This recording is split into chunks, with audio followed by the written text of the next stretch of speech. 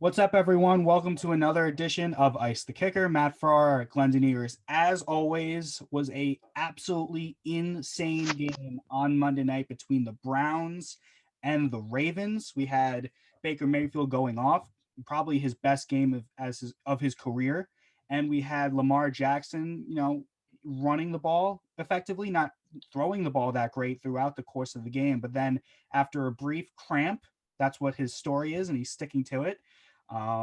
He came out and he fired away and he gave the Ravens the win. This was a big game for both teams in terms of playoff positioning, with the Steelers losing to the Bills on Sunday night. It was an opportunity for the Browns to get closer to the top of the division, and for the Ravens, this was a win that they needed to have just to stay in play for the wild card. So a big win for Baltimore, probably was more important for Baltimore to win, and that was probably the most exciting game of the year. Yeah, I mean, just the back and forth and back and forth, and then just that fourth quarter where McSorley comes in and he was 1 for 4, but that one pass was that third down conversion to Willie Snead. They don't get that, they probably lose the game right there. It's probably that simple. So they have that one pass, and then he does his job, and then honestly looked like he tore his ACL. Yeah. So in a crazy screwed up world, I feel like it almost makes sense in a way that McSorley coming in, tearing his ACL, somehow brought back Lamar. Like, who knows if Lamar comes back into the game if McSorley doesn't get hurt. Mm-hmm. It's a very just crazy, crazy game. Showed a lot of gusto from Baker and the Browns to come. They were down like 14 at one point to come back, the back and forth. And obviously the Ravens too. I mean, in a minute, they stormed down, and obviously Justin Tucker, probably the most clutch field goal kicker in the history of football, comes in, drills a 55-yarder, just absolutely drills it. Yeah, no doubt. Just probably again similar to that game of the year we had last year with the Rams and the Chiefs. This game, I think definitely so far through 14 weeks of the season has been the game of the year. Yeah, you talk about Lamar coming out and McSorley coming in, and the Ravens, not really much Baker, but the Ravens quarterbacks, all of them, both Jackson and McSorley, really had trouble with the turf in Mm-hmm. in Cleveland. They were all slipping the entire time. And you're right, if McSorley doesn't hurt himself, like buckling up his knee or whatever it ends up being, I know they put him in IR today. Who knows? Lamar Jackson coming out, they have the shot from inside the tunnels in Cleveland, him running out like Willis Reed did for the Knicks back in the 70s, or like how Paul Pierce did Yeah. in in 2008 for the Celtics in the NBA Finals. It was an absolutely wild, wild, wild game. Lamar Jackson went 11 for 17, 163 yards in the air, but ran for 9 and 124. And that's the kind of game that we kind of expect now from Lamar Jackson. I think we've gotten to the point where we can kind of gauge who Lamar Jackson is as a football player. This guy is someone who can throw the ball in the air and throw effectively for a ton of yards and air it out from a week to week basis. But I think more likely than not, we're going to see this kind of game from Lamar Jackson when he needs to he will make the throws when he needs to. But over the course of the 60-minute game, his go-to and where he's most comfortable is running the ball himself. Yeah, it's just like you said. I mean, clearly not even just him, but just the rest of the Russian crew. I mean, Dobbins 53 yards, Gus Edwards 49 yards, and then obviously you said Lamar 124. Clearly, Cleveland's run defense was not very good, and it is very telling, like you said, that Lamar clearly trusts himself more than anyone else with the ball in his hands, and obviously that's pretty clear when he has Marquise Hollywood Brown had probably 3 drops just in this game alone, and he's kind of had the yips a little bit with his hands for quite a while now. But it's such a weird thing with that kind of quarterback, because again, it's different when you compare him to like a Josh Allen or like a Kyler, where he can run, but he still throws first. Lamar obviously is just, he wants to run first. Like, there's really no ifs, ands, or buts about it. Like, he wants to run the ball, and that's where he's the most effective. Now, as we saw, obviously, in the playoff games and many teams, they're clearly going to scheme to make him throw. And I'm personally still not sold on his ability to only be a quarterback throwing the ball. If he can run it, he'll run it all day on you, and then you're not going to be able to win that game. But I still feel like that kind of offense and him specifically, you could game plan around a little bit. And I don't think the Browns did a good enough job defensively. Offensively, obviously, they did more than enough to should have kind of won that game. Yeah, and with Jackson running first, and it really similar to what we saw from Daniel Jones on Sunday, when you're limited with your legs because of an injury or whatever it is, then you're Mm-hmm. a one-dimensional guy. You take away the defense takes away the threat of the run, and then they just bunch up the secondary and focus on the pass. And then, as we saw in the Giants game, which we'll get to later, Daniel Jones struggled. Lamar Jackson's kind of the same thing. If you take away his legs and force him to go through the air, that makes the Ravens offense very vulnerable. And I think the biggest play from the game yesterday or Monday, whenever you're listening to this, was that fourth and five play, the first play that Jackson had when he came out and replaced McSorley when he got hurt. He was running first. He was in the pocket, felt some pressure, ran towards the near sideline. The defense bought it, and then it left the receiver wide open for that big go-ahead touchdown on the fourth down where Cleveland could have put the game away. So that's the threat that Lamar Jackson possesses. That's why he won the MVP last year. And the Ravens don't win without Lamar Jackson's legs. And that's how they're going to have to win, not only for the rest of the regular season to try to get back into the playoffs, but when they make it to the playoffs as well, they're going to have to find a way to not have what happened the last two playoff runs for Baltimore when Jackson was neutralized with his Mm-hmm. legs. They got to find a way to open up holes for him because, we've never really seen a run first quarterback win the Super Bowl. Mahomes can run, but he can also air it out better than Yeah. anyone. Mm-hmm. Michael Vick never won a Super Bowl, never made it to a Super Bowl. Like all the guys that run first, we've never Mm-hmm. really seen have success in the playoffs. So if Lamar Jackson's going to beat that streak, the Ravens need to figure out through an offensive system how to keep him open in terms of holes to run through. Yeah, I mean, perfect point too. And obviously, with a kind of guy who has his scramble ability, yes, you do get those 100+ yards, which is awesome. But you're also going to get a good amount of sacks too, because he knows that, hey, instead of throwing the ball away or maybe just kind of throwing it to the turf like we always see Brady do, he's going to try to scramble out and he's going to try to extend every single play he possibly can. So that kind of led to 4 sacks from Cleveland, which is good for them. And again, something that it's just you always kind of just whenever you see a guy scramble out like that, and obviously he's taking big hits, it's just, you always hold your breath.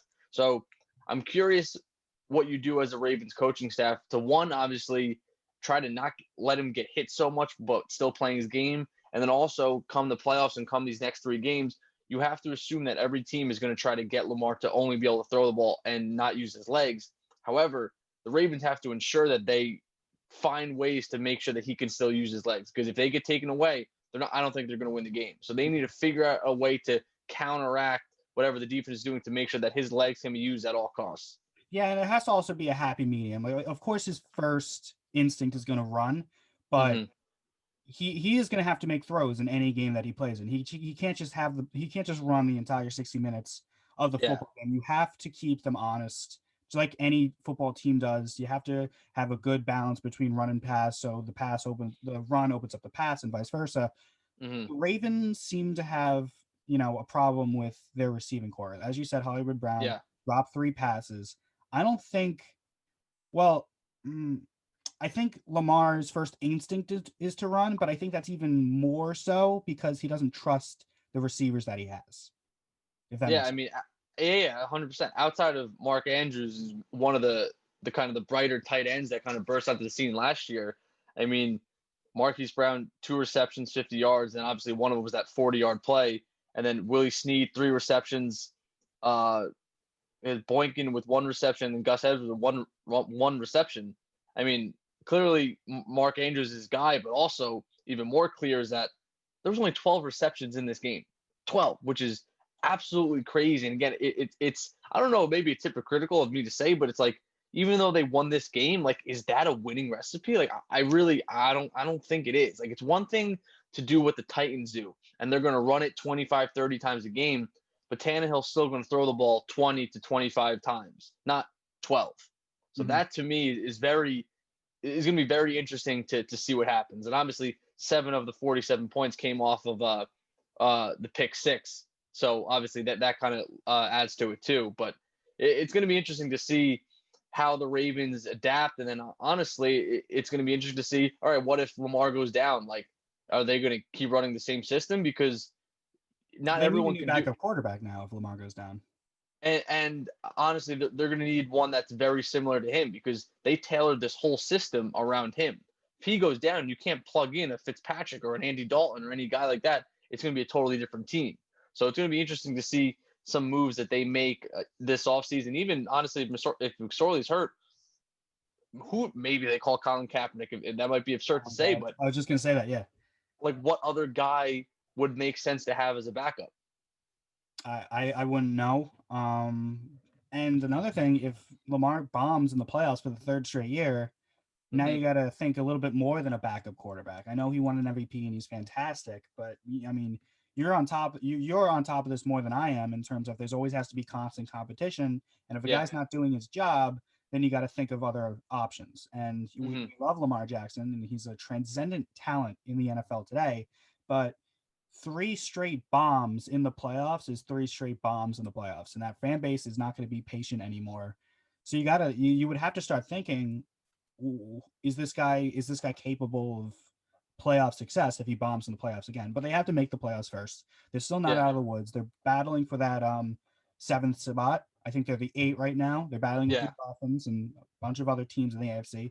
Their schedule's easier than the Dolphins is. Yes. Yeah. I know they have the Giants. I don't know who they have sandwiched So in. they have Jaguars next week, then Okay. Giants, and then Bengals. So it's Yeah. very likely they win all three. You have to assume they're gonna win all three there. I mean, I guess the Giants could beat them. I It, think, I think the Giants. See, to me, Giants with their defense, and yeah, obviously we'll touch upon the Giants a little later, but that's the best chance for them to take an L right there is against the Giants because I think they're their not losing to defense. Jacksonville, they're not losing to Cincinnati. No, there's just again unless Lamar gets hurt or COVID happens or something, there's just no way. Yeah. And as you said with COVID, I mean, let's give, the Ravens some credit. They shot themselves in the foot with COVID and whatever happened there. They all got it Mm-hmm. and they had to deal with it, but their schedule got messed around a lot. And to come Mm-hmm. out on Monday night after everything that happened and win this game against a Cleveland Browns team, that's very good. I never realized, and so this is the first time I actually watched a Browns game from start to finish. Yeah. They're a pretty good football team, and we're going to get to them in like 1 second. But Yeah. they deserve all the credit for the world because on the road, you know giving up the lead. I think it was a 14-point lead in the fourth quarter that they gave up, and to come out and to win that game, and as you said, Tucker nailing it, which was no surprise to anyone watching the Yeah. game. They deserve some credit. So they're Mm-hmm. 8-5 after a pretty hard middle of the season in terms of not only COVID but just losing games when they probably shouldn't have. They seem to be back on track, and that'll make the AFC playoff picture very interesting in terms of them, in terms of your Dolphins. A very interesting final 3 weeks. So we're going to get to that, but we will have to talk about the Browns now on the flip side, who lost this game but not before just a crazy, spirited comeback by Baker Mayfield. Mm-hmm. I've been a critic of Baker Mayfield. I think, well, I thought that, he wasn't that great. I thought like the commercials were a little bit much when he hasn't really Mm-hmm. proven anything, but Yeah. he played a really good football game yesterday. He was 28 for 47, 343 yards, 2 touchdowns, and a pick.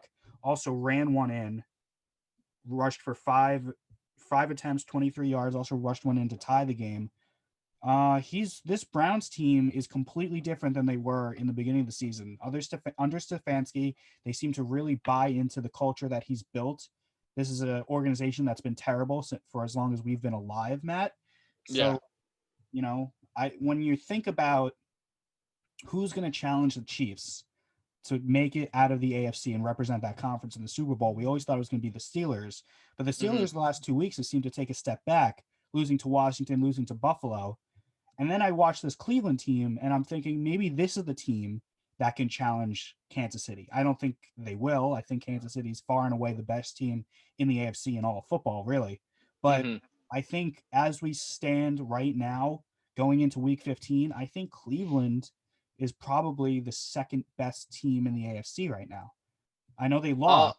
I know they Yeah. lost, but the the momentum that they've had since their start to the season to now, I think they're really improving. Yeah, I still would give for the number 2 team. I still would lean towards the Bills, but I mean, right now, if you have the Browns versus the Steelers, like I think I'm taking the Browns, and again, obviously, a lot of that is credit to Baker Mayfield. Again, someone that I think everybody in the world has been very hypercritical of Baker Mayfield. I mean, he's got 23 touchdowns in the air, he's got 8 interceptions, and he's ranked 9th in QBR right now, which obviously is very good. He has 2,700 yards, and which is ranks around kind of 18th. I'm sure that's going to kind of keep going up. He's already eclipsed 10,337 yards in his career, and that's only through 2 3/4 of the season. So he's obviously on pace yards wise to be up there with the Peyton Mannings and with the Drew Breeses if his career trends in the right direction. I mean, his biggest thing, similar, I mean, again, similar to a lot of quarterbacks, was when he turns the ball over, they don't really win games. And obviously, he had a pretty crucial turnover in this game. But I mean, overall, just the gusto that he showed was honestly, it was very inspiring. Just as any team to watch. And hey, I want that caliber of player leading my team. And with all the doubts last year, and then after his very good rookie season, you could kind of sleep a little more comfortably, as a Cleveland fan, knowing, hey, we probably have our franchise guy. Yeah, I don't think if you're a Cleveland fan, if I was a Cleveland fan, I'm not really that upset about losing on Monday. I mean, I'm Yeah. upset, but it's not devastating. They're going to make the playoffs, Mm-hmm. and the Browns are never on national television. They're never on Monday night. They're never on Sunday night. And they went out there and they put on a show for the whole country to see. So if I'm Cleveland right now, I'm kind of like, hey, we arrived. Like, we're an upper echelon team in the NFL now, and we showed it against a team with the, reigning MVP, a team that a lot of people pegged to, challenge the Chiefs for the AFC. Everyone thought it'd be, Mahomes versus Jackson in the AFC. I mean, the Ravens have been a little underwhelming with the COVID and their middle part of the season where they lost a few games. But Mm-hmm. if you're Cleveland, if you're a Cleveland fan, I would be more encouraged by the game that we saw yesterday, despite the loss, than upset over a tough loss and a field goal at the last second. Yeah, I mean, like you said, they definitely have arrived. Now, I think 2 out of their next 3 games, the next week is against your Giants, obviously, and that's a primetime game. And then they end the season with the Steelers. Those 2 games right there, and they have the Jets in the middle there. If they lose, they're obviously done. But those 2 games right there are going to really uh, be pretty much be the verdict for them. Where all right, we arrived, but are we staying? Mm-hmm. And are we gonna earn our spot in the playoffs right now? Because if you fall, say you lose 3 out of the last 4, that's a terrible way to kind of go into the playoffs right now. I mean, again, obviously making the playoffs is great, but I mean, you're going in losing 3 out of the last 4, and the only one you won is against the Jets. That's not really kind of anything to brag about. So it's going to be really interesting to see. Basically, I mean, I'm more focused on just next week how they're going to do that week, because I think the Giants, again, their defense is very, very tough, and you want to see, all right, are the Browns going to kind of sit on their laurels and be like, all right, well, we had a great game against the division rival Ravens, but are we going to come out again on another primetime game? I can't remember the last time the Browns had 2 back-to-back primetime games, so it's going to be really interesting to see next week if they're here to stay or not. Yeah, I think much of that game is going to dictate whether or not Daniel Jones is 100%, because we saw in the Cardinals game on Sunday that Daniel Jones clearly wasn't 100%. The offense was stagnant the entire game, and Daniel Jones never really was aggressive with his legs. Now, Mm-hmm. maybe, he's still not 100% from his hamstring injury or whatever it was. But I mean, just talking about Lamar Jackson and how he's kind of his game's a little bit complicated when he doesn't have his legs. Daniel Jones was no better than Colt McCoy could have been in without his legs. So I was wondering, if this was the Daniel Jones that Joe Judge and the Giants brass saw in practice leading up to the Cardinals game, like, was it worth putting him in the game? Was it worth starting him, risking further injury for someone who's clearly not at 100%? And then you just had a backup quarterback that beat the Seahawks. So it was a rough game for the Giants. I'm not gonna lie. It couldn't have gone worse on Sunday because every other team in the NFC East won, including Washington. So now the Giants don't have that safety net because they're a game behind Washington, even Hmm. though they have the tiebreaker. And Washington's schedule is much easier than the Giants. The Giants have to play the two teams that played last night, the Browns and the Ravens, and then the Cowboys, who beat the Bengals. So it's not like a pushover anymore. So the Giants season dictates on Daniel Jones and if he can get to 100% quickly. And by quickly, I mean Sunday night. Because if they don't beat the Browns, the season's over. Because the Redskins have the Seahawks this week, Hmm. which they'll be underdogged against, and then Yeah. they'll play Carolina, who they'll be favorite against, and then the Eagles, who might not have anything to play for at that point. So Hmm. this game on Sunday night is huge for both teams. As you said, the Browns don't want to finish the season on a low note after all the momentum they've built up, and the Giants desperately needed to keep their season alive. Yeah. I mean, uh, you touch upon obviously comparing Jones and Colt McCoy, and obviously you're questioning what Joe Judge saw at practice because when I went back and watched the highlights and watched some of the game, and I'm sure you kind of watched it a little more focused than I was, but it made me think, was a 75, 80% healthy Daniel Jones better than 100% Colt McCoy? And that to me, I think is a question that a lot of, and the coaches obviously, and a lot of fans, I mean, I'm curious your own answer, was that move worth it? Because you saw that Daniel Jones was 11 for 21, had 127 yards. I think he had what, three fumbles, but he only lost one of them, something Yes. like that. His QBR for that game was a 9.1. 9 point. That's some of the lowest QBR I've ever seen. He was sacked 6 times. And obviously, that's not all on him. You Mm-hmm. mix in the line, you mix in the coverage sack, stuff like that. But it really makes you wonder that clearly his legs were of no use. Yeah. So that whole game plan that made him so successful these last kind of 3, 4, 5 weeks was taken out. So now he had to go to just throwing the ball. To give Daniel Jones credit, when I go back and watch the game and just overall, he throws a great deep ball.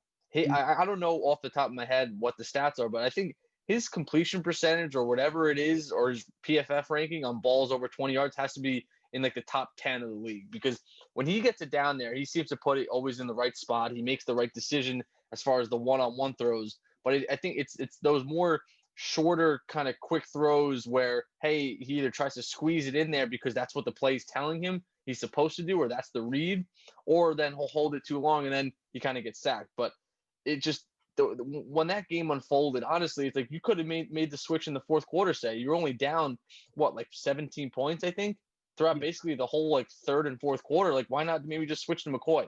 It's not like he's a rookie. It's like, hey, you're banged up. It's fine. We're still kind of in this game. Let's maybe make a little switch. There was a ton of problems with the Giants that I had last Sunday. First was, Daniel Jones not being 100%. Maybe could have kept McCoy in for another game. I think the Giants panicked a little bit with Washington Mm-hmm. beating Pittsburgh. I think if Pittsburgh won against Washington, I think McCoy would have started this game. I truly Good believe point. that because they would have been a game up with the tiebreaker. So really like a Mm-hmm. two-game lead. So I think they would have Yeah. done that. With Jones not being able to run, not being able to get outside of the pocket, the Cardinals' defensive line was able to contain him within the pocket, so he couldn't move Mm-hmm. around, obviously. And then that led to the sacks, and with the sacks came the fumbles. Now, as you said, and I totally agree with this, the fumbles weren't totally on Jones. The first one he got popped from not the blind side. It came right at him, but The he didn't have golden. a choice. Yeah, The tight end just completely didn't even go after him. that led to the fumble that they lost, and then there was two others that he got back. Mm-hmm. The Giants receivers get no separation. That's something I've noticed, and that's something I've read from other Giants fans and Giants journalists that I follow on Twitter. Golden Tate, he's older. Sterling Shepard's a shot guy, a slot guy. Darius Slayton, he's a nice wide receiver. He's not a one or a two. Mm-hmm. They and then Evan Ingram will drop a pass from here. Like we, as advertised, he'll drop a pass or two per game. Daniel Jones doesn't have a lot of marquee WR1 guys. So when he can't run, he has to rely heavily on those guys, and they're not up to it. That's something I noticed when Daniel Jones was like holding the ball too much, waiting for someone to get open. Even if he had Mm-hmm. protection, he would wait so long that the protection obviously can't hold up forever, then he gets sacked. So that's something that the Giants need to work on in their future. either the draft or free agency, getting Daniel Jones a number one wide receiver. The play call that Jason Garrett had on Sunday was horrible. There was Mm-hmm. one sequence in particular that drove me crazy, and I, stormed out of my living room like in just disgust. Yeah. They scored a touchdown to get back into it. Daniel Jones throws a deep ball to Golden Tate down by Yeah. the 1 yard line. Um, Running back Lewis or Gallman, I think it was Lewis, punches it in. Yeah. Giants score, and it's, I think, a 10, 11 point game. End of Mm-hmm. 2 minutes left in the third quarter, around that kind of time in the game. Then they get a 3-and-out from Arizona. Arizona punts. The Giants are pinned by the 2. Gallman runs it up for 9. So it's a 3rd and 1 from like the 9 yard line, right? Mm-hmm. And Jason Garrett's first inclination is to throw a 50-50 ball to Shepard 30 yards down the sideline on a 3rd and 1, where you obviously only need, a foot 1 yard. Yeah. to keep the drive going for a first down. Ball gets broken up, no flag, Giants have to punt, Cardinals go down, score again. That was the game right there. Mm-hmm. I don't understand why Garrett would throw a deep ball or call for a deep ball down the sideline when you need just 1 yard. Drove me nuts. So I haven't had a ton of problem with Garrett's play calling this season. I Mm-hmm. actually thought it's been pretty good, Mm-hmm. especially since Barkley's been on the shelf. I think he's done a good job with giving Jones some, leeway to do some options, run the ball if he sees fit. But, terrible against Arizona. So moving on to next week against Cleveland, obviously a team that had a disappointing loss on Monday, as we just mentioned, but has a lot of momentum and has been playing really well this whole season. They're going to make the playoffs for the first time in forever, it seems. Must win game. And if Daniel Jones is not 100% and he's the Daniel Jones we saw on Sunday, I don't see the Giants having a chance. Yeah, and it just, and again, it goes to what we've been preaching the whole time. Like, you need to have competent backups, not just at the quarterback position, but at every position. And if you're going to value depth and everything at every other position, why would you not do that at the quarterback position, where that's clearly the most important position on the football field, and arguably, like you said last week, probably in the history of all sports. So I think Colt McCoy is an admirable backup. Clearly, he proved that against Seattle. I mean, anytime you can get the win and not turn the ball over like he did, so then that's pretty much what you want to do. And then you saw, like we kind of talked about, you saw this week, like Daniel Jones, he was a shell of himself. So like there's certain injuries and there's certain things you can kind of work through, and maybe it doesn't affect you that much, but that hamstring, and like that especially it's his right side, like that's the side he's got to push off of, like that changes so much. And then you get a little gun shy in the pocket, and then obviously he can't extend the play if he needs to. It's like there's so many things that just like it makes me wonder, like, hey, maybe going to Colt McCoy even for next week is the smarter decision. Like, obviously Colt McCoy is not as good or nearly anywhere close to Daniel Jones, but Daniel Jones is not Daniel Jones right now. Like we said, he's a shell of himself. So I honestly, like you said, if you see any kind of mishap in his rehab and in that hamstring, go with Colt McCoy, Yeah. because then If he doesn't look good in practice, exactly. like it's not worth it. Because then you have to cater certain play calls to what he can do. Like, I mean, I didn't watch the whole entire game, but I'm sure there was no play action bootlegs. No. I can't imagine. I get to me, I can't There's imagine there no was. Hey, options. There's no bootlegs. He never left the pocket. so, and even though Colt McCoy isn't a mobile guy, he could still do a play action, where Daniel Jones is probably doing a quick little up fake play action there, not like a full kind of fake him out. So again, you're changing the whole game plan to cater on your guy who has half a leg right now, when you have a very good backup quarterback kind of on deck. So it's going to be really interesting to see how they try to stop this pretty explosive uh, uh, Browns offense, especially that kind of running back tandem that you see with Chubb and Kareem Hunt. Like, those are two of the best running backs in the league, and they happen to be on the same team. Unfortunately, no one's going to get that Odell reunion that we all wish we got. Yeah, they do a lot. What was it? 90% not want on the poll.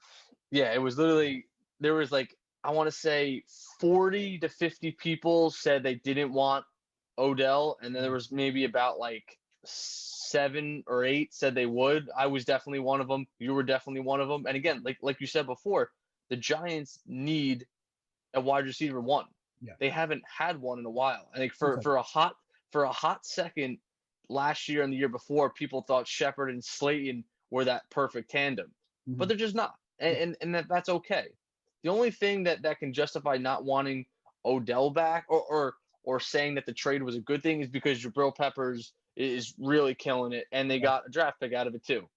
But I mean, when you just break it down, like you need a wide receiver one, and you need a guy like Odell, like you said too, who can get separation. He clearly proved that. He's the guy where you could hit on a 5 yard slant and he's going to take it to the house. We've Yeah. seen it happen. So it's going to be really interesting. I'm curious, like, well, how do you feel? Do you think they should go for obviously the new wide receiver, free agency, trade, or through the draft, I don't know or who could at the top of a my head is a mix? free agent wide receiver. I know Allen Robinson is of Yeah, Chicago. that'll be a pretty penny. Kenny Galladay too. I've seen. I mean, Um, if you don't want to spend a lot of your cap space on a receiver, then you got to draft one, and then you spend that money on what you would have drafted anyway, which would be line help, both offensively and mhm. defensively.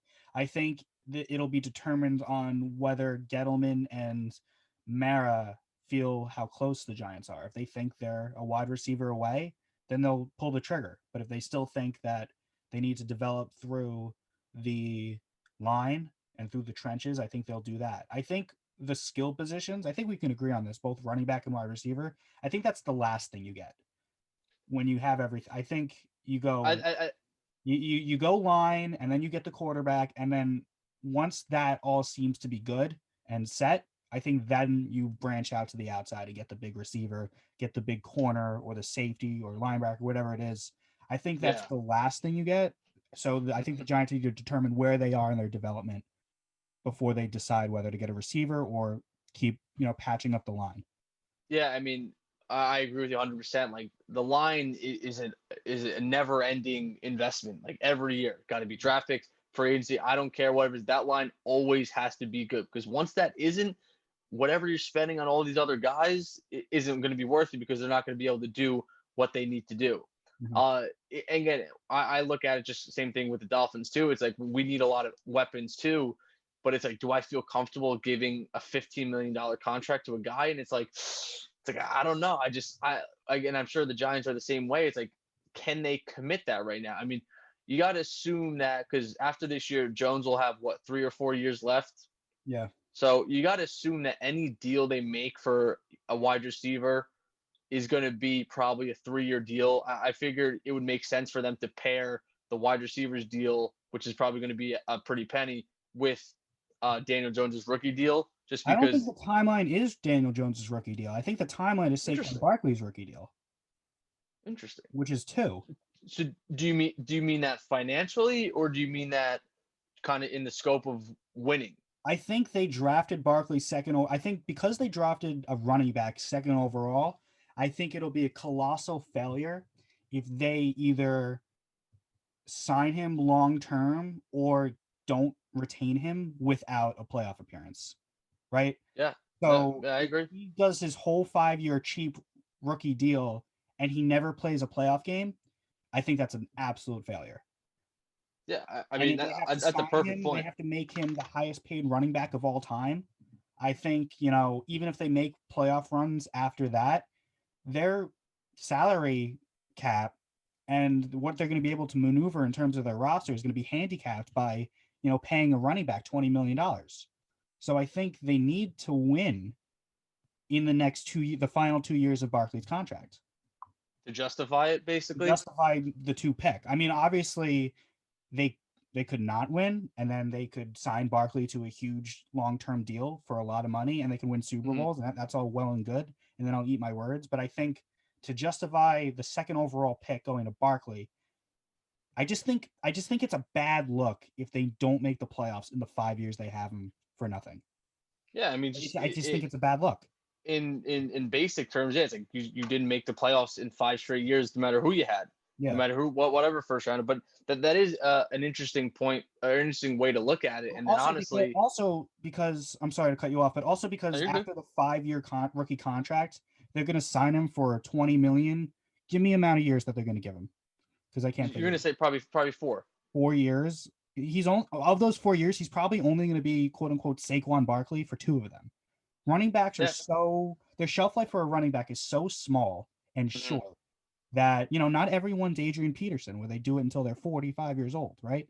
Like Yeah. Keith No. Barber retired at 28 or no, 32 or whatever it was. He didn't have a long Hmm. career. So, to justify Barkley, they need to win soon. And, maybe they need a receiver to help them win soon because Daniel Jones needs another weapon. I don't know.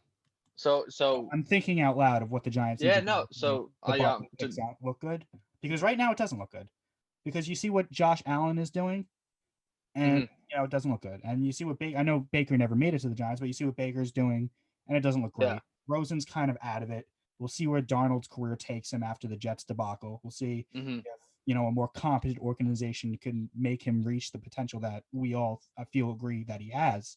Hmm. But you know, running back at 2, as we said before with what Odell Beckham said, what we said last week about how they never really helped Eli in terms of the offensive line. Hmm. They just got him weapons and told him to figure it out without a line. I don't know. I just feel like Barkley has 2 more years left. I need to see a playoff appearance in one of those 2 years, at least. So and again, I am not the biggest fan of drafting running back in the first round, especially when you only have one first Mhm. round or two. I know both our teams have been pretty lucky. We've been having a few years now where we have multiple, but the only good thing, obviously, besides getting the quote unquote better running back, is getting one in the first round. That I read on Twitter today that you with the first round is you get that 5th year option, so you're getting that extra year of basically cheap labor. So that was an interesting fact. And now just kind of looking at the Giants' payroll as of right now for 2021, Bradbury $17 million cap hit, Solder 16.4. I mean, I'm assuming there's some sort of out in that contract. I can't I think imagine. if they have any possibility of getting it out from Solder, I think they do it Yeah, I mean, because he's yeah, been there's obviously got he it. opted out because of COVID, but he hasn't been good anyway. Yeah, so you got, and then even Golden Tate, he's at $11 million, and it's like those I two don't know. guys right there. I mean, 27 million dollars in two guys right there. Because kind of looking at it, Saquon right now is slated to get 10 million next year. Then when they pick up his option, it'll probably be another like kind of 10 million there. Like Bradbury's contract of 17 million is just about like 9% of your cap hit, assuming Saquon gets that similar 17 million or even 20. Like, do you feel confident, like you said, paying your running back 10% or even 12% of your whole kind of 53-man salary cap? Yeah, especially when Gallman doing so well for a fraction of what Barkley is worth. It's rough.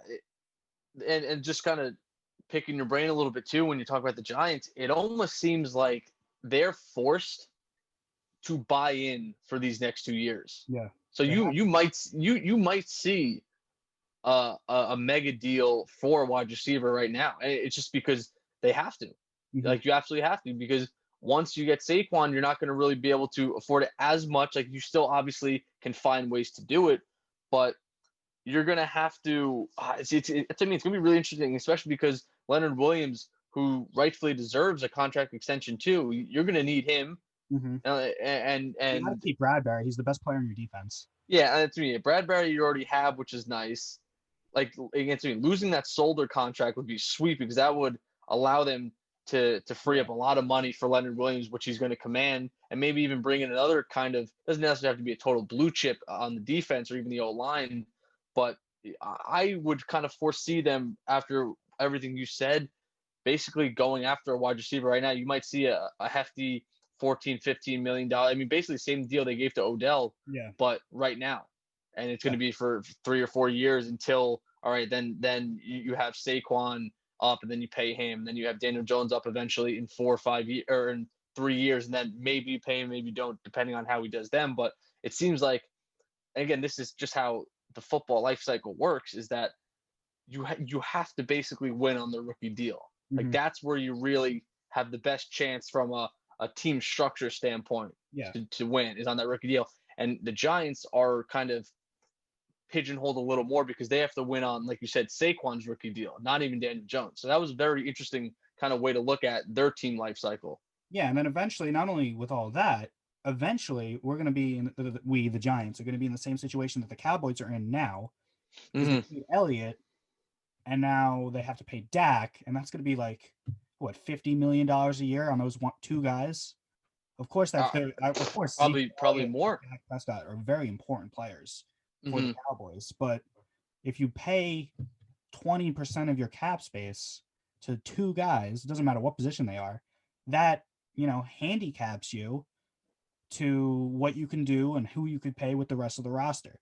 So that's something that Dallas is going to have to figure out. And for the Well, Giants, the whole, and really for any NFL team, the whole wild card to all of this cap space and payroll kind of talk that we go on every single cycle as players go in mhm, and out is drafting well. You have to draft yeah. well because Hmm. drafting well is the biggest band-aid for a bad contract.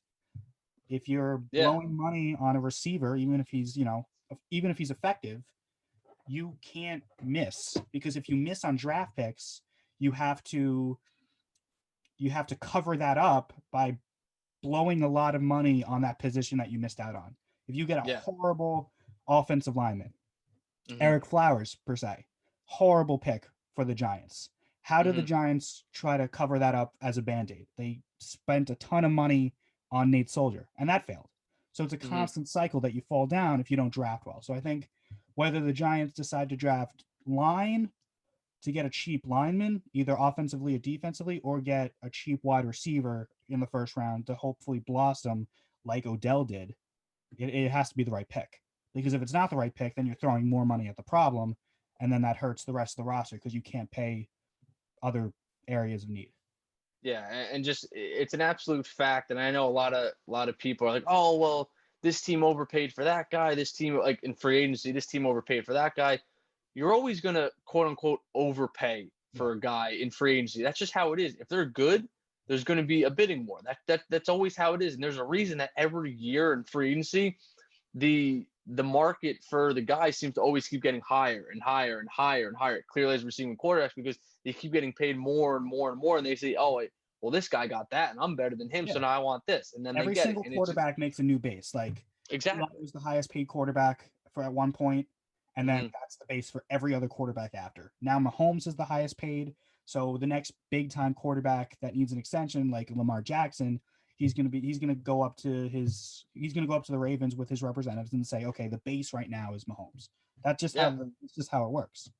and then obviously when you break it down like that, like you're going to have to make some crucial decisions to your team. And like we talked about with the Cowboys, they spend a lot of money on a few key players, DeMarcus Lawrence, Zeke Elliott, and they missed out on a cornerback with Byron Jones. And then clearly their defensive backs aren't doing well right now. So just looking at it right now from a numbers perspective, you kind of have to look at, say, when the time comes, say 2 years, whatever it is, would you rather, and because you're assuming you're already going to pay Daniel Jones, because eventually, or even doesn't even, not even if it's Daniel Jones, you're going to eventually have to pay a quarterback. Mm-hmm. Whatever quarterback for your team is eventually, if you want to win anything or have continued success further than the rookie deal, is going to be in that 25, even 30 mil. So say it's like 28 mil, something like that.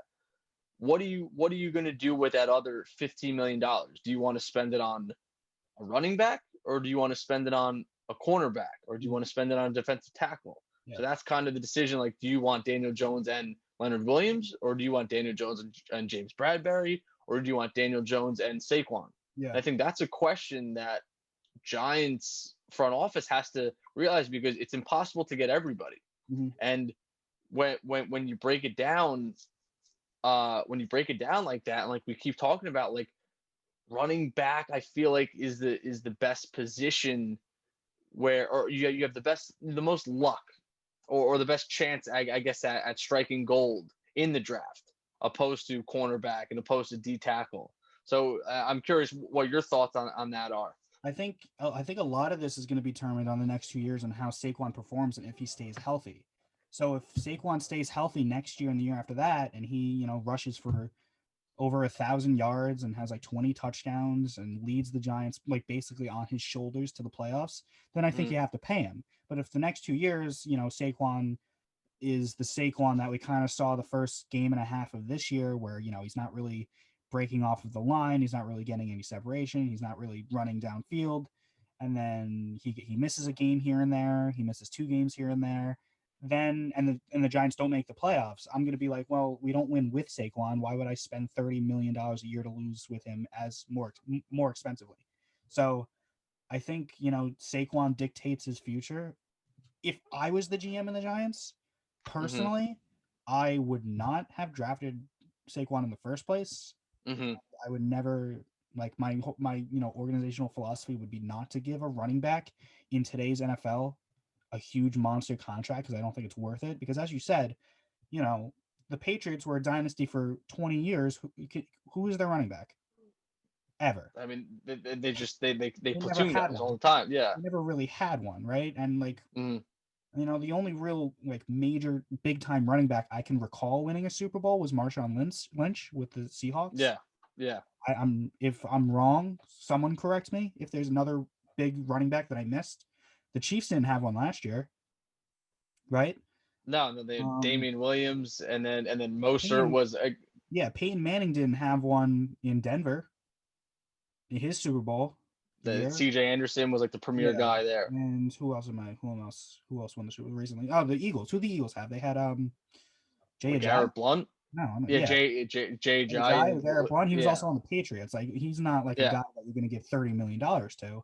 So Hmm. I don't know. It's going to be interesting. I would rather spend my money on sure things on the line, get a pass rusher, get an edge, get an offensive lineman that's going to open up holes for my, third round running back to do what he needs to do, and then Yeah, have the big time quarterback. I think that's how you build a football team. yeah. I mean, just I agree too. And then something that I've kind of dove into a little bit this year was looking at snap counts and and percentage of the time they're on the field. I mean, just going at this is the Dolphins snap counts from when they played the Bengals a couple weeks ago, and their premier running back Gaskin was only on the field 71% of the plays. Mhm. So if I'm paying a guy to be on the field 71% of the time, like when they're on offense, even so, that's Yeah. even half of that. Is that worth 15 to 20 million? The guys who are on the field 100% of the time on offense or defense, your lineman, your quarterback, and then usually it's your cornerbacks and then your safeties. Those guys are usually on the field 100% of the time. So to me, that it seems simple to that's where you want to put your money. Yeah. You put it right there, and then you kind of plug and play guys kind of everywhere else. I mean, just and then again we talked about it a while ago, but just to bring it back up, I'd rather diversify the money and just the risk because the Dolphins, for example, Miles Gaskin kind of burst onto the scene this year. He was out this week. Matt Breida was out this week because of COVID or injury or whatever. Jordan Howard, that was just a failed signing. So the top three backs going into this year all were not in the game. So imagine if one of those guys was hoarding 15 to 20 million dollars of the deal.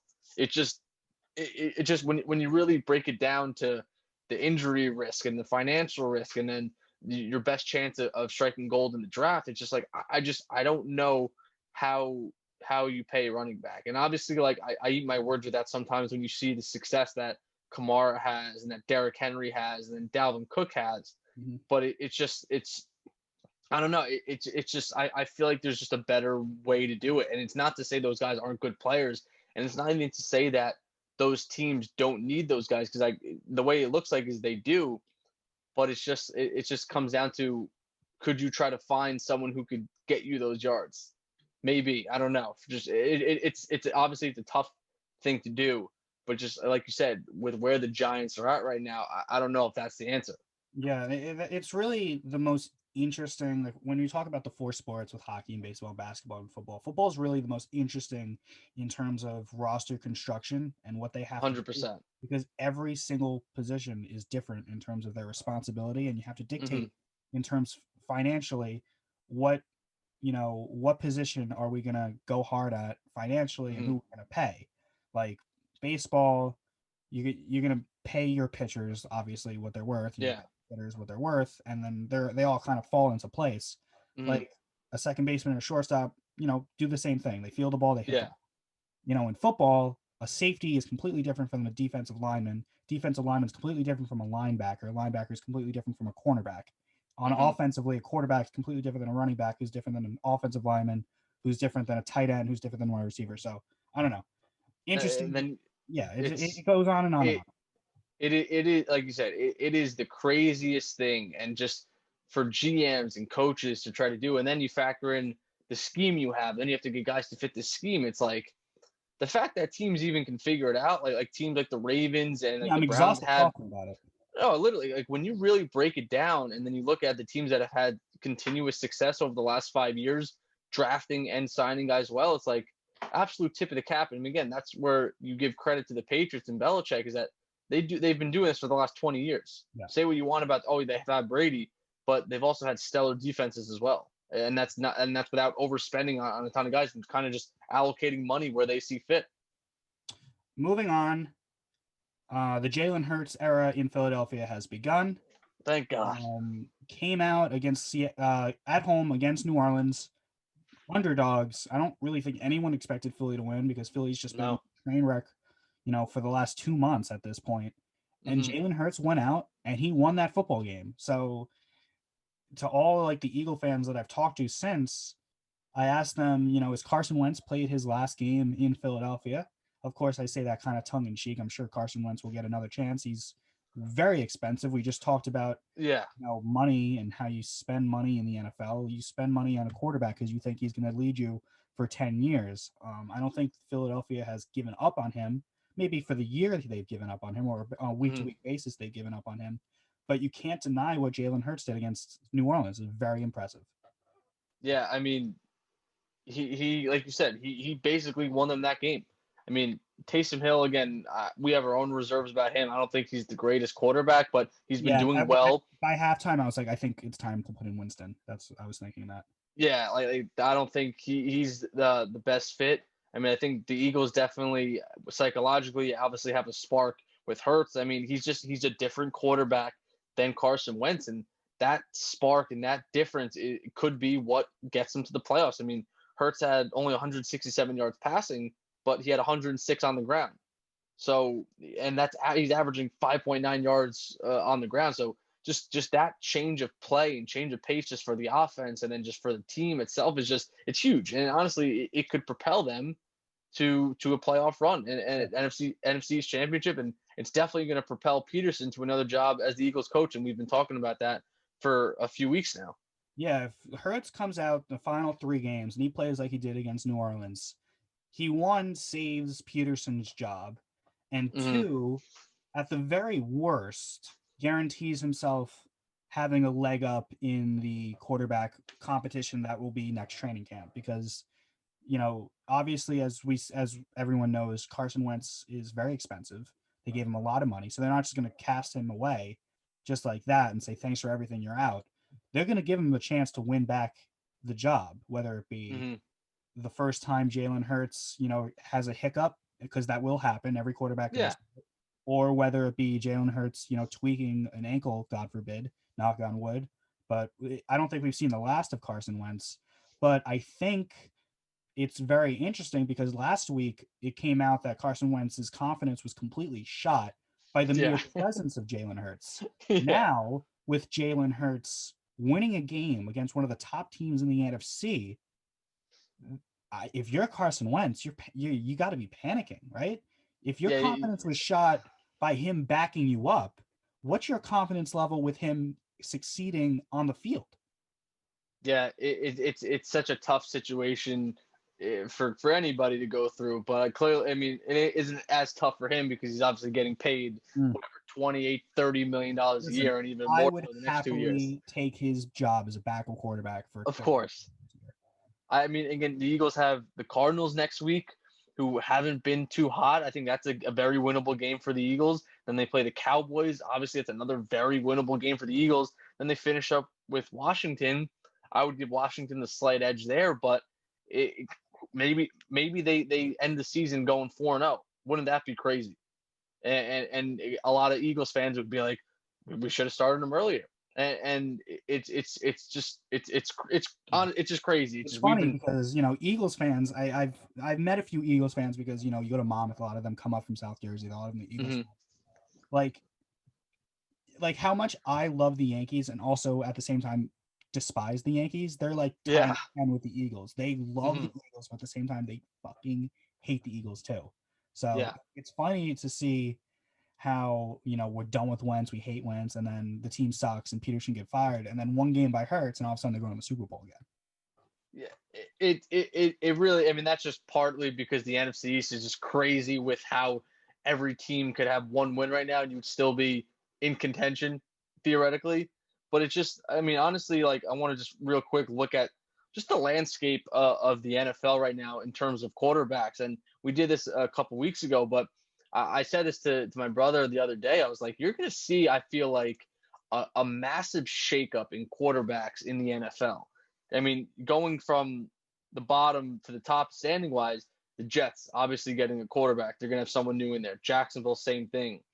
Cincinnati, obviously, they're going to have a backup to start the season. Carolina, who knows? They might get a new quarterback. Atlanta, same thing. Matt Ryan, they might move on from him. Dallas, who knows what happens with Dak? You have no idea. Chargers have their quarterback. Houston has their quarterback. Philly just got their quarterback. Giants have theirs. San Fran, who knows what they do? Mm-hmm. Denver, same thing. Who knows what they do? Detroit, same exact thing. That's not a sure thing with Stafford too. New England, I mean, I'm going up the list right now. New England, same thing. Chicago with Trubisky. I know he had a good game this week, but it's like, is he the long-term guy? Who knows? Minnesota with Kirk Cousins. He's got to be 2 years left, maybe. I mean, maybe they move on. Who knows? Washington, same thing. Is Alex Smith the answer? Because I know Kyle Allen isn't. Vegas has their guy in Carr, you could say. Arizona, Kyler. Baltimore, obviously Lamar. Two in Miami. And then you look at Tampa Bay and the Colts. You have two guys who either on 1-year deals with Phillip Rivers, and then Tampa Bay is on a 2-year deal with Brady. So, I mean, that's what, almost half the league that there's uncertainty in the quarterback position. Yeah, you're saying that, and there's one name that I have in mind, and you're giving me all these teams, and I'm like, if this guy does not get a single shot on any of these teams, like what happened? And that's Josh Rosen, former Dolphin. Like with all those names all those teams you just mentioned, I know this is a little random, like obscure to just mention Josh Rosen for whatever reason. Yeah. But if he doesn't get an opportunity on any of those teams, like what the hell happened to him? Yeah, I mean, we don't need to go. We don't need to go long on Josh Rosen, but like but guys like Josh Rosen, Sam Darnold, kind of the guys that are like flaming out on teams they are on now. Mm-hmm.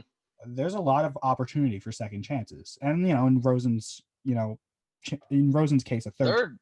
Yeah, but I mean, it's fine. I mean, I think you're going to see, like you said, Jameis. You're going to see Rosen. You're going to see Darnold. I mean, you're going to see basically that whole draft class right there.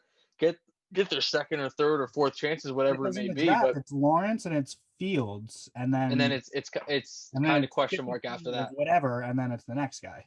Yeah, then you have like Wilson and Trey Lance. But yeah, Lawrence and Fields are the top two premier guys right now. And obviously certain guys come up, certain guys go down, yada yada. But I mean then again, even another team, you look at New Orleans, like Drew Brees, I don't think is the long term answer clearly, because it might be his last year playing football. And then it's a nice deal on the table already. Yeah, that's what I mean. So is Taysom Hill the permanent guy? And then you can even go crazy and say Pittsburgh too. Mm-hmm. I can't see Big Ben being the quarterback in 2023 or even 2022, 2-3 years from now. So I think you're going to see, and which is funny because this isn't really a deep quarterback class, but you're seeing a lot of QB needy teams.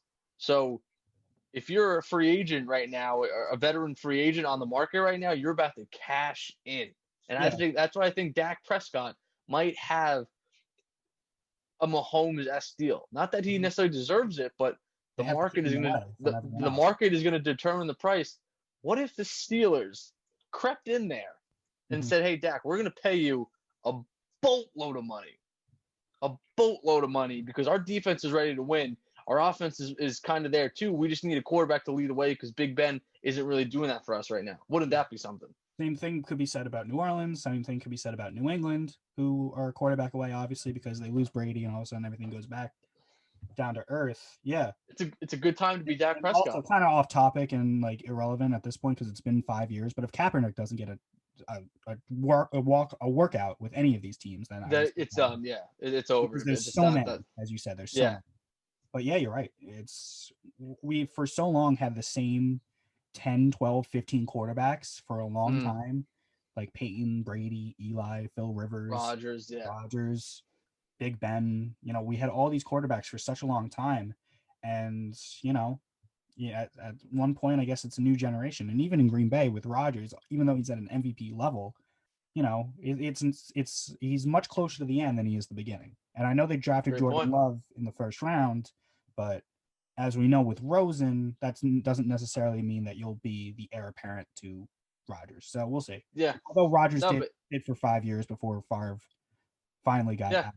But I don't know. It's it, interesting. it's just overall, it's a very kind of exciting time, and you're seeing a changing of the guard with quarterbacks, and I think you're going to see a lot of teams spending a lot of money on quarterbacks because there might be a lot of them. And I mean, the teams you said right off the bat there. I mean, Pittsburgh, New Orleans, uh, New England. I don't know if I'm forgetting anyone else, but those are three teams. Clearly, you get them a better quarterback, they're probably winning the Super Bowl or in contention. Or you get Yeah. them, say Dak Prescott specifically. So honestly, it gets you excited to be in Dak Prescott's corner right now, and then it makes you wonder: are the Cowboys saying, "Oh shit, I wish we would have signed him earlier"? Because now there's a lot of teams that would want a guy like him, and there aren't many guys like him, so it's gonna be interesting. If Dak leaves Dallas, I can't imagine him doing so. I can't imagine him playing anywhere else. But if he does, that's on the Cowboys for essentially picking Elliott before Dak. I Yeah, I think mean, I think it was picking I Elliott think before it's Dak. ridiculous to sign Elliott and not Dak. I don't know, but I would have No, chose I would have chose I Dak before Elliott. I 100% agree with you. Or you figure out, all right, you're already paying Zeke, whatever. You figure out a way to extend Dak this year. You just have to, because like you said, now there's gonna be 4, 5, 6, 7, 8 other teams knocking on his door who probably are in better cap or better kind of have more cap space than the Cowboys do. So again, awesome time to be Dak Prescott right now Yeah, with everything said with his injury too. a team that has their quarterback for the foreseeable future is your team, the Dolphins. They Mm-hmm. played the Kansas City Chiefs, the defending Super Bowl champs, last week, and they put up quite a fight. I was actually very impressed about how they performed. They had a couple interceptions early. What was it, 14-0? Am I wrong? They were up 10 nothing.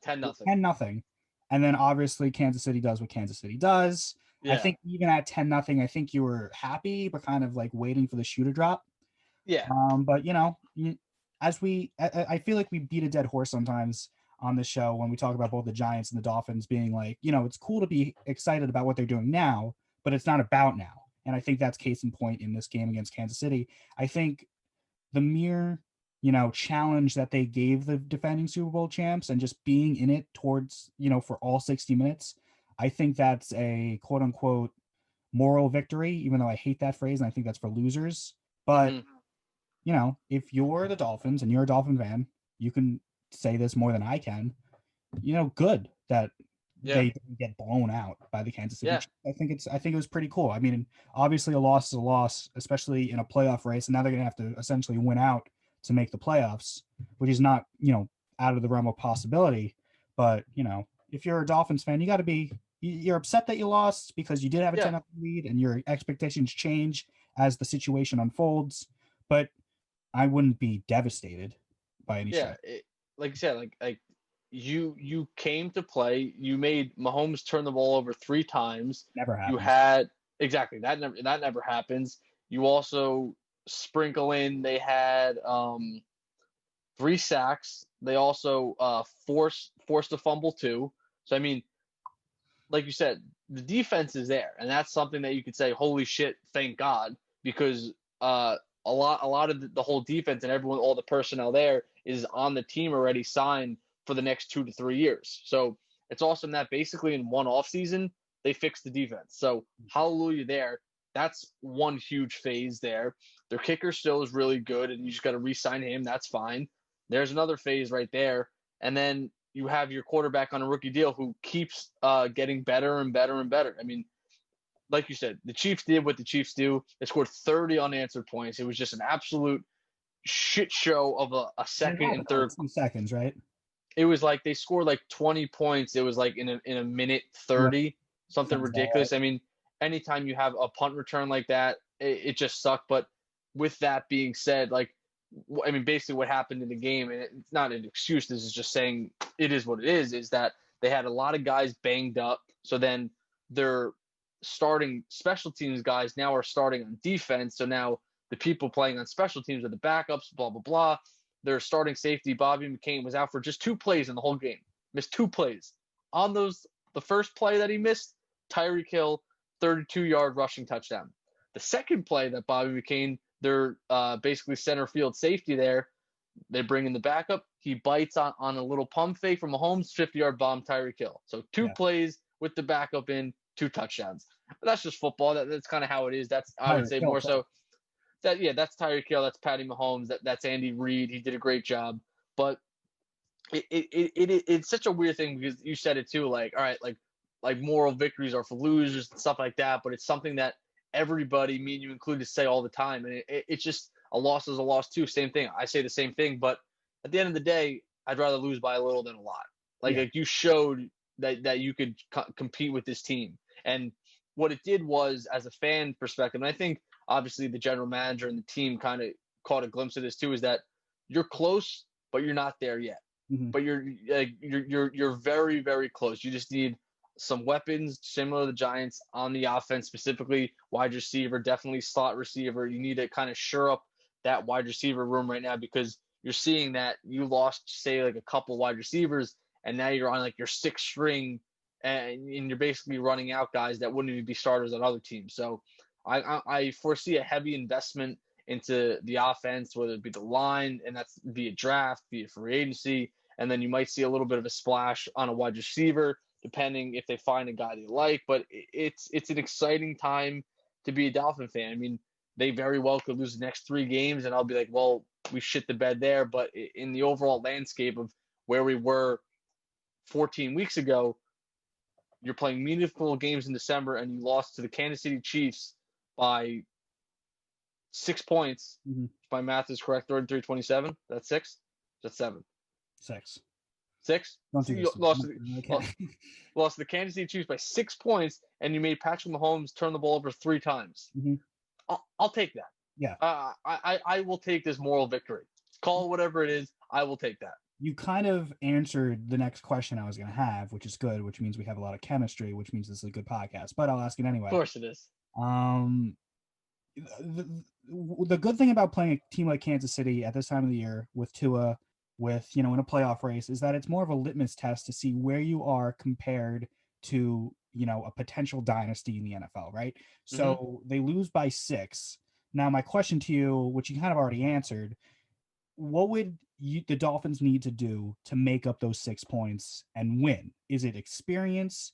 Is it, more weapons on offense? Now, you talked more about weapons on offense, which kind of answered the question already, but what do you think the Dolphins need to do? Maybe elaborate more on how to catch up and get those 6 points for the next time they play Kansas City.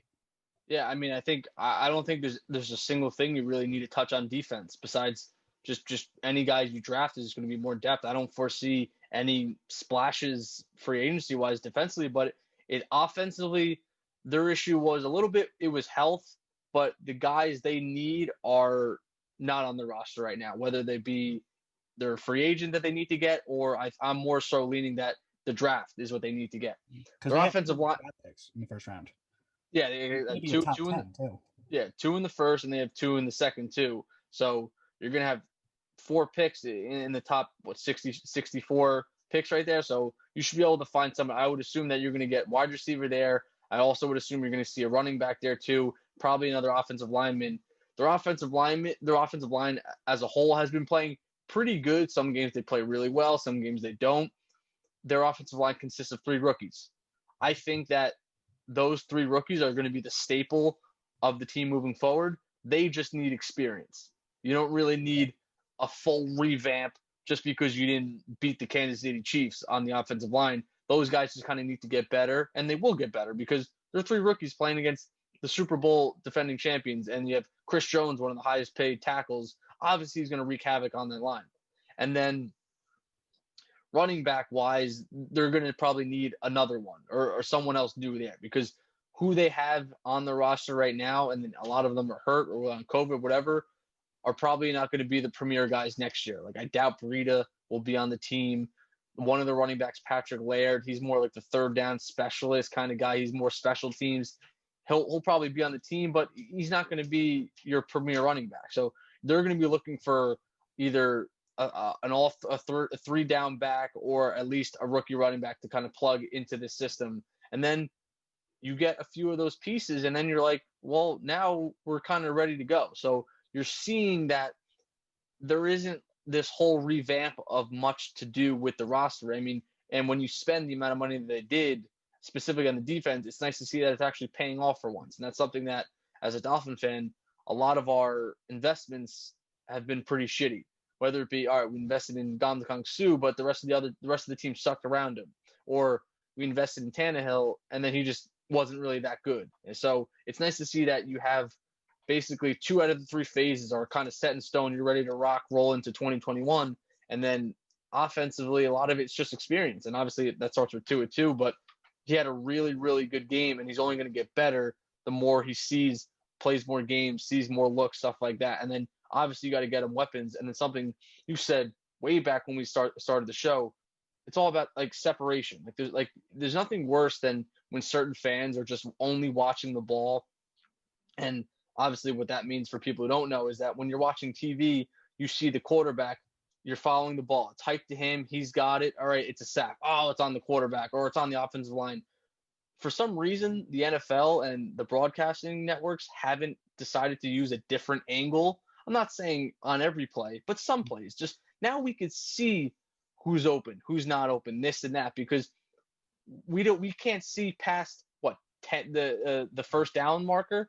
We can't see anything, so we don't know who's getting separation, who's not, who's this and stuff like that. So that's something that's big for the Dolphins, that they need guys who are going to get separation, and they really don't have that outside of Devontae Parker right now. So 1 out of their 6 receivers can get separation. Yeah, it's funny you mentioned that about the camera because like a quarterback gets sacked and you're like, God damn it, throw the ball, but you don't realize that nobody's open because you can't see. But I think it's exciting if you're a Dolphins fan. I think to see how far you've come in such a short amount of time. 18 months ago, I remember you were like, let's be terrible, let's go 0-16 and get Tua. You didn't need to do that to get Tua. You went what, 5-11, 5-11, and then now 18 months later in December of 2020. You're only losing to the Kansas City Chiefs by 6. So I think, if you take a step back and you look at it from a broad spectrum, I think, the Dolphins rebuild has been, lightning quick. And I think, going into next year, as long as they make the right draft picks, something we talked about in terms of, payroll and who you pay and how important it is to make the right selections. A key draft coming up for the Dolphins with the 4 picks that you said in the first 2 rounds. Because if you hit, let's say they hit on all of them, like that'd be great. Then all of a sudden you have the defense ready, and then you have a dynamic offense with Tua, the wide receiver you get, a knockout offensive lineman, and whoever else you need offensively. I think, next year could be another big step for the Dolphins, and they can challenge the Bills. And the Bills are a team last Sunday night beat the Steelers. I don't know who this is more about. Is it more about, the Steelers not being as good as we thought, and maybe those people that said the Steelers are the worst 11-0 team ever, maybe they're right, or maybe we should, like the Browns, give the Bills credit for being a good football team. It's been a while since the Browns and Bills, they've always been the laughing stocks, and now they're both really good. The Browns beating the Steelers, and the Dolphins losing the Chiefs pretty much ends the division. So some thoughts about Sunday night before we get into an MVP conversation, and then we end this thing. Yeah, I mean, I thought you're definitely seeing the Steelers regress a little bit, and it is a little scary because they're a team where their defense is really good. But the issue is when your defense is on the field for 1,000 plays, then they're not going to be really good. It's just law of averages. Eventually, the other team is going to score, and they still held exactly. They still held Buffalo only 26 points, which is still pretty good for that caliber of offense. But you can't expect to win a game and only score 15, especially going on the road. And obviously that falls on the offense. I mean, Roethlisberger, 21 for 37, 187 yards, 2 touchdowns, 2 picks, just QBR of 37.4. Like he didn't have it today. And then a lot of it also was their run game. They only had 47 rush yards. That's not a recipe for success there. So it's a mix of the Steelers are definitely, I guess, the fans or people who are hating on them are correct in some aspects because they don't look hot right now at all. And they were trending in the wrong direction. And then Washington was just the first team that got to grace them with the reality check. But Buffalo is, I think, the number 2 team behind the Chiefs to really challenge them. And I hopefully you get that matchup in the AFC Championship because I think that would be a very, very exciting game. Yeah, I think in terms of the Steelers, first of all, if they keep going on the trajectory that they're going on, they're going to go from an 11-0 team, and then they're going to end up being a team that gets bounced in the first round of the playoffs. Because if they get matched up in Cleveland or Buffalo or Tennessee or Indianapolis or maybe even Miami, is it a slam dunk that Pittsburgh gets through that game? I don't think it is. I don't think you could say about any team. Yeah. Imagine they play the Ravens. Imagine they play the Ravens twice, but the Ravens are getting healthier. They had a big win against Cleveland. Their momentum seems to be going back up. They're going to have momentum going into the playoffs. Sure, they make it with the 3 games they have coming up, which are winnable games. Pittsburgh can find themselves being one and done. And then if they lose that game, then you got to have a serious conversation about the future with Big Ben. And it's crazy to say that because they started 11-0. It was 2 weeks ago. They were undefeated and the number 1 seed of the AFC. And then you can just bottom out for whatever reason, whatever wrong with their offense. The receivers had a lot of drops. Obviously, Big Ben isn't the quarterback he was 10 years ago. A whole bunch of things. Mike Tomlin's still top 5 coach in the NFL. That's still not up for debate. But, if that happens, then you got to think about the future in Pittsburgh. On Buffalo's side, with the trajectory going up, I think a lot of credit goes to Josh Allen. I think a lot of people, when you talk about, 2 years ago, 3 years ago, however long it was again now, with that draft class with the Baker and Darnold and, Rosen and Allen, I think I remember, I could be wrong. I think I remember, Allen being the 4th of those 4 guys. I don't think Allen got the respect that he deserved. And right now, as we speak, he's the best of all of them. Yeah, it's hands down. And that goes into something that kind of gets overshadowed. I know I don't do the best job of it, but that's allowing for players to develop and then looking. And again, I don't know what the tangible characteristic is to see who can develop and so because obviously some people just they are what they are and there is a ceiling to them. But Josh Allen was a guy who obviously had a crazy arm. He obviously had his feet, but his accuracy was god awful.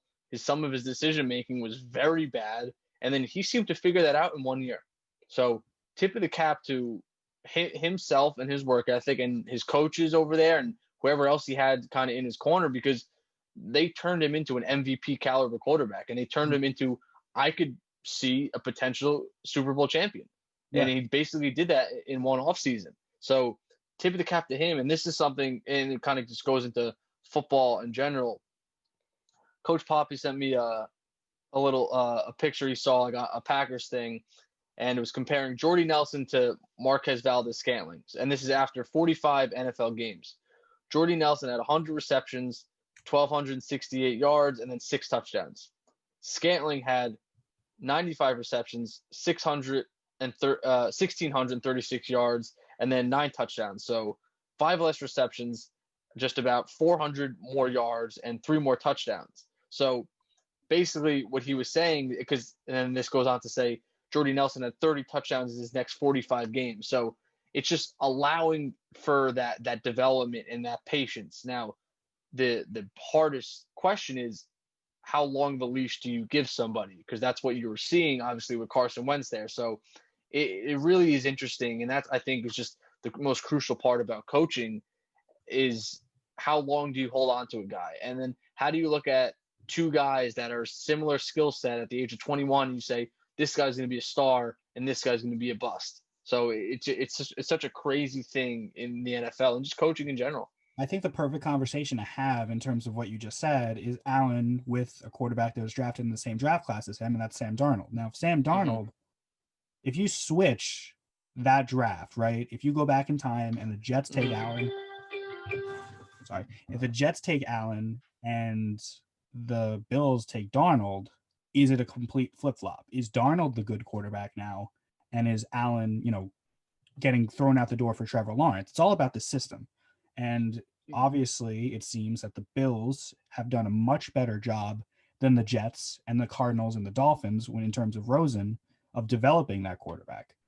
So I mean, talent is one thing, but you also have to have the right coach, the right system, the right culture, and the right weapons around you to make the quarterback successful. Because the quarterback, deservedly so, is the scapegoat because he's the quarterback. He's the most important position in all of sports in terms of the importance of their team. And sometimes we get too much on the quarterback. He sucks. He's the reason they're losing. Well, not really. The Jets aren't losing because of Sam Darnold. Sam Darnold isn't helping himself, but Adam Gase is a moron, right? They have no weapons. yeah, They don't really their seem to offensive line care, sucks. right? They All don't that stuff. Yeah. care. The team has a culture of losing for the last 2 decades, blah, blah, blah, blah, blah. The Bills, even though the Bills organization, hasn't been, the New England Patriots in terms of winning, they hired people and they developed their roster to, kind of help Josh Allen and kind of forego what the Bills used to be. So Josh Allen deserves all the credit in the world for developing himself, as you said, in terms of a year, completely transforming his game and really reaching the potential that the Bills saw in him to pick him fifth, I whatever it think fifth or was, sixth overall, something like that. overall. But a lot of credit should go to the Bills organization and their coaching staff. I mean, couldn't have said it any better. Absolutely, because just as much as I give credit to Josh Allen on his own personal mechanics and stuff like that, you look at what they did in the offseason, they traded a first-round pick for Stephon Diggs. Stephon Diggs is absolutely killing it. They are a match made in heaven. So maybe Josh Allen isn't doing the things he's doing this year without Stephon Diggs. And like you said, you put Sam Darnold on this team, or you put any quarterback on the Chiefs team. Not trying to take anything away from Mahomes, but the Chiefs just have too many weapons to guard. They absolutely do. All right, you take out Travis Kelce. Oh, there's Tyreek Hill. All right, you take out Tyreek Hill. There's Travis Kelce. All right, there's Clyde Edwards-Helaire. There's Le'Veon Bell. There's McCole Hardman. And then again, you look at with the Bills, they have a very good run game. They have Stephon Diggs. They have Cole Beasley, who I think is probably the most underrated wide receiver in the NFL today. So that's something that people need to keep an eye on. That Cole Beasley deserves some goddamn respect from the NFL. Just because he's the slot wide receiver does not mean he doesn't deserve the same recognition as all these other guys. But the whole team that they built around him. It's a perfect kind of experience and a perfect system. And then the age-old discussion is, oh well, this guy's a system quarterback. Every quarterback is a system quarterback. And every quarterback is the system. What are you going to do around him? What are you going to do around all of them? It's such a lazy argument to say, oh, this guy's a system quarterback. Yeah, no shit. Yeah. Like, if you're in a bad system, you're going to be a bad quarterback. You need a good system to win football games. That's just a fact. It's an absolute fact. So anyone who says otherwise, I don't see the logic in that. Yeah, and in terms of a good system, that's why I'm so curious to find out in the coming years. Let's say Darnold goes somewhere else. Let's say Trubisky goes somewhere else. How they react to that, and if they become better, and if they make their old organizations look worse, because there's nothing Bill Belichick will want to do more than first win again, and number two, embarrass the Jets because he despises them. So, the Jets take Trevor Lawrence and they say goodbye to Donald. Who's the first call going to be from? It's going to be from Belichick. I can guarantee you that. That would be awesome. So it's going to be interesting to see how, quarterbacks, as we keep alluding to, how they adjust to different systems and stuff. And it's going to be interesting to see how far this Bills team can go. I think, it's the Chiefs and then it's the Bills and the Browns kind of fighting for that second best. And of course, you got to respect what the Ravens did because they were the 1 seed last year and they have the MVP. And, the Steelers, we'll see if they can get their act together. So very interesting. I feel like the AFC has, even though the AFC has the prohibitive favorite in the NFL with the Chiefs, I think the AFC is very interesting in terms of who's going to have the honor to face them in the AFC Championship game. I think that's really I could not agree more. last little, kind of debate conversation. MVP of the league. Mahomes with 3 turnovers against your Dolphins. Does Mhm. that open the door for a guy like Rodgers or a guy like, maybe Wilson plays well down the stretch and he gets back into the conversation? Who do you think the front runner is right now for? Could it be someone that's not a quarterback? Uh, no, I think it's right now. I think Rodgers has the edge, and I think Mahomes is going to fall into the kind of like the Mike Trout kind of theory, and I think The a lot LeBron, of people, yeah.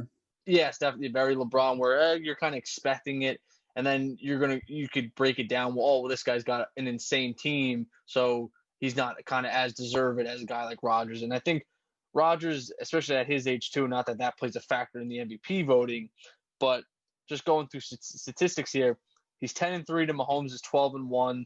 I don't think quarterbacks. I don't think record is a great stat for quarterbacks. Whatever. As long as you're in the 11 to 14 range, I think you're good. I Yeah, don't think Mahomes is 15-1 is going to play that much of a difference between a Rodgers 12 and 4. 11-5. Yeah, Yeah. exactly. So If completion it's like if percentage. it's like 15-1 to like 10-6, I think that's a difference. That's fair. Yeah, no. So there's levels to it. We can agree on that. Completion percentage, Mahomes 68.4 to Rodgers is 69.6, so pretty identical there. Yards, Mahomes got 4,200 compared to Rodgers is basically 3,700. Mahomes has 33 touchdowns, Rodgers has 39, which is absurd. Yeah. Passer rating, Mahomes is at 112 to Rodgers is 119. Interceptions, Mahomes got 5, Rodgers has 4. Mm-hmm. Trying to think anything else kind of value here. They both have two rushing touchdowns apiece. I mean, What's the they're QBR both. again? Uh, I don't see QBR here, but the passer rating is 112 for Mahomes and then 119 for Rodgers. So I think right now, just going off of statistics, and then obviously what my eyes have seen a little bit, I still would give the edge just to Rodgers just a little bit. And I think if Rodgers can go in and steal that 1 seed in the NFC, I think that'll definitely solidify it for him. QBR, Aaron Rodgers at 84.9, Mahomes is at 84.7. So I think those percentage stats, those, completion percentage, the passer Mm-hmm. rating, the QBRs, and the touchdown interception ratio, I think that all favors Rodgers. So I think you're right. I think he does have the edge statistically. And as you Mm-hmm. said, Rodgers is doing it with far less than what Mahomes has. I mean, Rodgers has guys that he can rely on, but he doesn't Mm-hmm. have, the absolute embarrassment of riches that Mahomes has, which is Yeah, it's an absolute treasure trove of riches, like you said. It's and not to take credit away from Rodgers and Devontae Adams, that connection Mhm. is ridiculous. And I honestly think the Rodgers Devontae Adams connection rivals the Travis Kelsey Mhm. and Pat Mahomes or Pat Mahomes and Tyreek Hill Oh, connection. for sure, for sure. And I think that good for Rodgers. This would be his what, third, second MVP, Second. second MVP. Oh, MVP. Oh, Super Bowl. My bad. I want to say maybe third. I'll look it up Yeah, real I quick. think it's third. But like as you just said, like I believe that Aaron Rodgers is too good to only have one Super Bowl. Like I think Without a doubt. if he retires with one, that is a colossal missed opportunity for the Packers. You think about the Packers, the last 25 years, they've had 2 quarterbacks, 2 all-time great Hall of Fame quarterbacks, and they only have 2 Super Bowls to show for it. I don't know why it is. They don't really seem to spend in free agency. Hmm. They draft all right, right? They draft okay. Yeah, they usually draft well. But Aaron Rodgers, like if you think about it, what is he, top 10 all time? Is that crazy Oh to my say? god. I think he could be even better than that. In top 5, right? Yeah, I mean And it's all the others would have, more than one. Brady has 5, Peyton has 2, Montana has what, 3? yeah.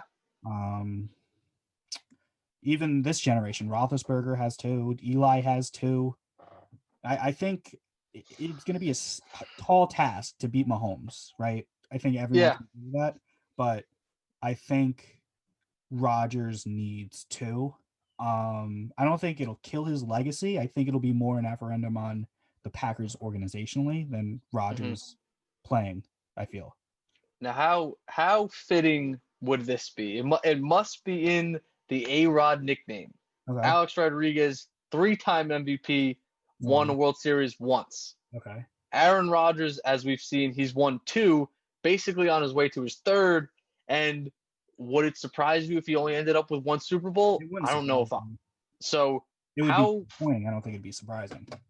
agreed. And Alex Rodriguez, that RA Rod, that's the same thing. It's basically saying you're probably one of the best baseball players to ever play the game, Mhm. and you were on the Yankees, who had a lot of good teams. Had you only win Yeah. one World Series, so I think that's going to be the same conversation just with the football A Rod, and saying, how did you only win one Super Bowl, being as good as you were? Thinking back off the top of my head to playoff games that Rodgers has had, they won the Super Bowl. I think it was 10 years ago now in Mm-hmm. Dallas, and then they had a 15-1 season. They lost to the Giants in the divisional round. They won the Super Bowl that year. They had that one NFC Championship against the Seahawks where they botched an onside kick that would have won them the Mm. game. Last year they lost in the NFC Championship to the Championship, yeah. Niners. They've made the championship game a handful of times. I know they Mm-hmm. lost to Kaepernick one year in the divisional round. I'm trying to think what else they've done. They won. What was the year? What do you remember the year that they beat Dallas in the divisional round? Dallas was the 1 seed, and then they went to the NFC Championship game. Who they lose to there? I'm trying to remember. Well, I mean, it had to be who was. It was our. I'm trying to think. It was sophomore year of college for us. So 2016. was it the Rams? Might have been the Rams. 2016. Timeline wise, that would make sense. Rams or Seahawks or Eagles.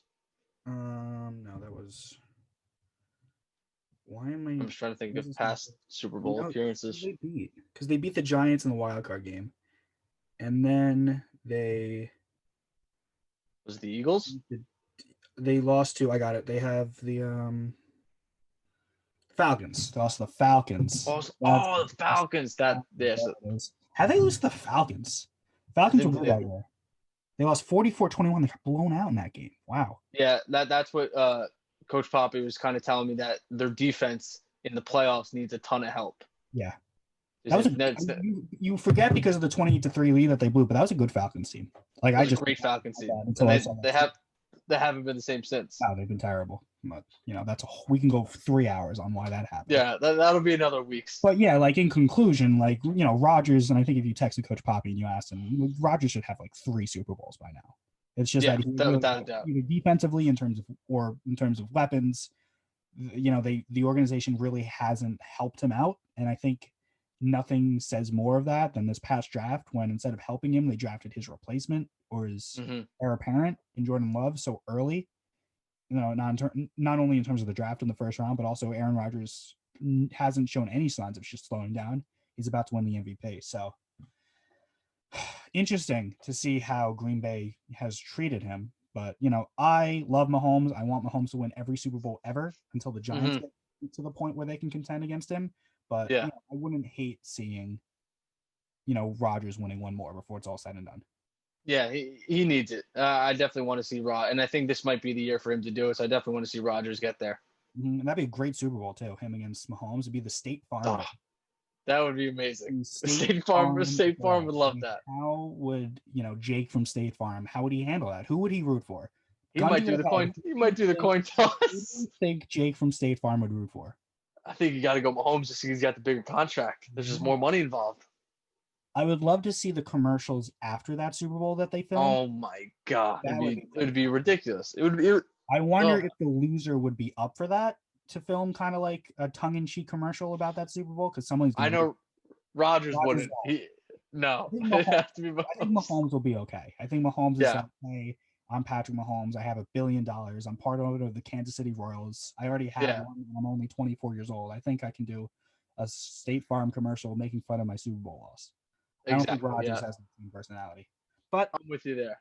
We shall see. So we will. Coming up in Week 15, Giants have a must-win against Cleveland on Sunday Night Football. The Dolphins have basically a must-win against who? Patriots. Oh And no. at home. So that's good.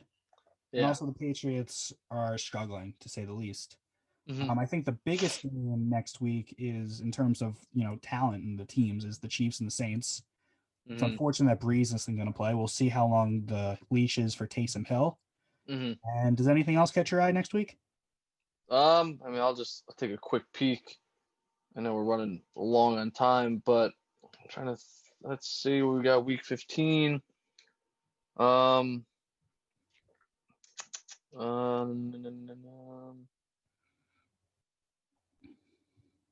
Nothing.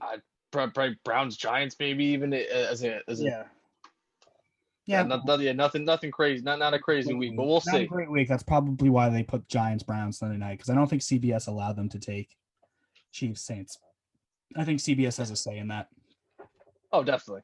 But we shall see, and we will cover it next week. That So we will. that will basically do it for us on this week's Ice the Kicker.